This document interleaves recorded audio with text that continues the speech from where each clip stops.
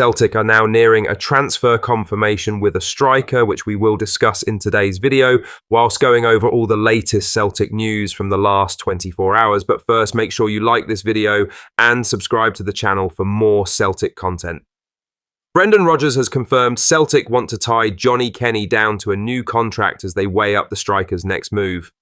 Kenny netted the winner in Celtic's pre-season opener against Queen's Park on Friday night, and the Irishman's future has been the subject of ongoing debate. A bid of around £500,000 was rejected last week, with the club believed to value him closer to the £1 million mark.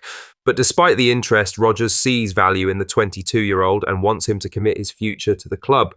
Brendan Rodgers said this: "I spoke to Johnny this morning about his plan. We'd really like him to sign another deal with Celtic and decide on what's going to be best for his development, whether it's to stay or if he needs another step to go out," Rodgers said. The striker has previously spent time out on loan in Ireland and with Queen's Park, and Rodgers is now assessing whether another loan spell or staying put offers the best chance of growth. Celtic have already bolstered their front line with the arrival of Callum Osmond from Fulham and are actively pursuing further reinforcements this summer.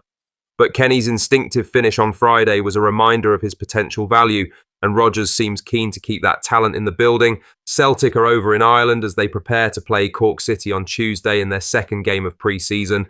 He'll likely be given some more minutes and a chance to impress Brendan Rodgers. Now for the main story. Celtic look set to add another promising Japanese talent to their ranks, with Kawasaki Frontale striker Shinyamada reportedly moving closer to a £1.5 million transfer to Parkhead. The forward has caught the attention of Hoops scouts thanks to his impressive form last season, which saw him finish as the highest Japanese scorer in the J-League. Though he's had a quieter campaign this term, his recent call-up to the Japanese national squad suggests that big things still lie ahead. Celtic have steadily strengthened their connections with Japan in recent seasons, following the successful signings of Daizen Maeda, Reo Hatate, Kyogo, and most recently centre-back Hayato Inamura. Yamada would bolster that trend and provide another link between the Premiership and the Japanese top flight into the upcoming campaign. While Inamura is expected to head out on loan to gain experience, Yamada appears destined to slot straight into Rodgers' first-team plans. His height, aerial threat, and movement in the box are set to add a new dimension to Celtic's forward options. With Kyogo departed and competition from attackers such as Callum Osmond and Daizen Maeda, Yamada's imminent arrival brings fresh excitement and tactical flexibility. At around £1.5 million, this transfer would represent shrewd business for a player with plenty of upside. Brendan Rodgers has once again shown his willingness to look overseas for talent, and Yamada seems poised to join a growing list of Japanese players making an impact in Glasgow. In other news, Celtic appear to be edging ever closer to securing the signature of Royal Antwerp winger Michel-Ange Balikisha this summer. The 24-year-old Belgian winger, who enters the final year of his contract at the Bosuil Stadion, has long been a target for the Hoops. Reports from Voet Balkrant suggest that discussions between the two clubs have been ongoing for some time and are now reaching their final stages, with the move set to push through. Antwerp are understood to be motivated by the impending end of Balikwisha's deal and the need for cash this transfer window. With no extension forthcoming, the Belgian side are said to be keen to wrap up negotiations swiftly, and a deal with Celtic could provide a welcomed financial boost. The timing is crucial for the Glasgow side. Nicholas Kuhn's imminent £17.2 million departure to Como leaves a hole on the wing, while Portuguese winger Jota is not expected to return from injury before February. That leaves Brendan Rodgers' side light in wide attacking options, and Balikwisha's arrival would represent a significant reinforcement. Balikwisha, a product of Standard Liège's academy, made the move to Antwerp in 2022. Since then, he's impressed in the Belgian First Division A, combining real pace with direct dribbling and flair on the flank. At 24, he offers both potential and immediate impact, qualities Celtic's hierarchy would value. While we can't be certain if this deal will get over the line, it's at least comforting to see the club being very active in their pursuit of attacking reinforcements. In other news, Celtic are thought to be interested in Italian under-21 international Giuseppe Ambrosino, with reports emerging that the Hoops are looking to work out a loan with a buy option. However, journalist Keith Jackson believes Brendan Rodgers will be pushing for a more senior striker before the window closes. The Hoops have already added to the striking ranks. Young striker Callum Osmond has taken the step up from Premier League Two's Fulham to Celtic, and it's thought he'll be playing first-team football this season.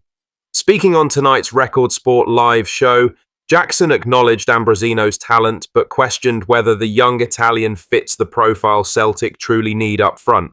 This is what he had to say. He's an Italian under-21 international. You might look at that and think, what's the difference between that and Callum Osmond? Except there's a bit of excitement about this guy over in Italy, otherwise he wouldn't be leading the line for the under-21s. Napoli, of course, Scudetto winners, so it's hard to break into that team. I think there has been possible discussions about some sort of loan deal, and Celtic might negotiate an option to buy if that's the road they want to go down. Interesting, and I'm sure he's a good player, but it doesn't quite fit in with what I'd expect from Celtic. They've got Callum Osmond from Fulham, a young boy with big potential, but I really expect that Brendan Rodgers is going to push the boat out for an experienced, proven option at number 9.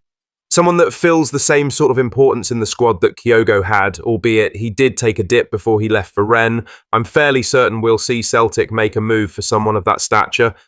The potential problem with that is that these things often go right towards the end of the window, so that might take a while. Kyogo left Celtic in January, and they were lucky that Dyson Maeda was firing the goals, in which meant that he could paper over the cracks until the summer. There should have been a replacement lined up in the January window, and the failure to bring one in then should have emphasised the need to have one ready to come in early in the summer, but that hasn't happened. Callum Osmond looks like a good prospect, but he's far from a Kyogo replacement. As things stand, it looks like Maeda is set to lead the line next season.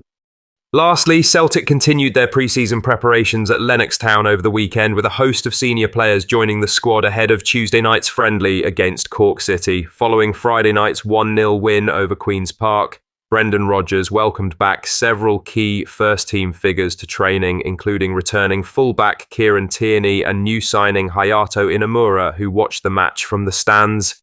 Dyson Maeda, James Forrest, Rio Hatate, Anthony Ralston and Liam Scales were all involved, as were attacking reinforcements Adam Ida, Benjamin Nygren and young striker Callum Osmond.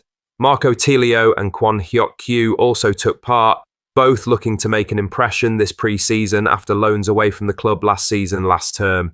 Finnish goalkeeper Viljami Sinisalo, who impressed during a brief first-team run last season, was also back in training after an extended break.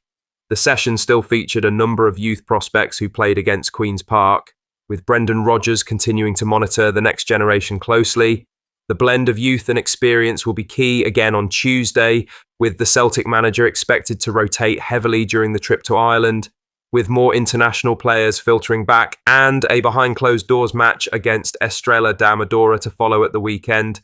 Celtic's pre-season programme is now in full swing.